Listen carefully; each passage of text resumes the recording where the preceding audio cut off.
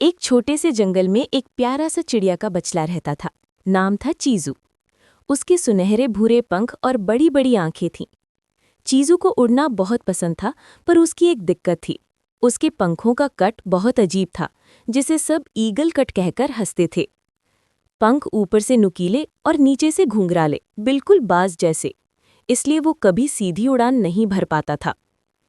एक दिन जंगल में तूफान आया। सारे पक्षी घबराकर ऊंचे पेड़ पर छिप गए, पर चीजू का अजीब ईगल कट उसे तेज हवा में घुमाने लगा। अचानक वो हवा के साथ ऊपर और ऊपर, बादलों से भी ऊपर उड़ गया। सब डर गए कि चीजू अब कभी वापस नहीं आएगा। पर ऊपर बादलों में चीजू ने देखा कि उसका वही गलत ईगल कट उसे सबसे तेज उड़ने वाला बना रहा था।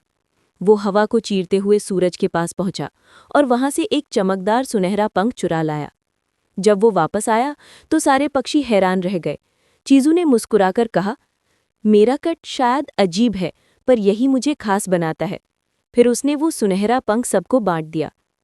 उस दिन से जंगल में कोई चीजू के ईगल कट का मजाक नहीं उड़ाता था। सब कहते थे, वही कट जिसे हम बेकार समझते थे, उसने हमारे चीजू को हीरो बना दिया। और चीजू खुशी खुशी अपने अनोखे पंखों के साथ बादलों में गाना गाता रहा। अलग होना बुरा नहीं, बस हिम्मत से उड़ना सीखो।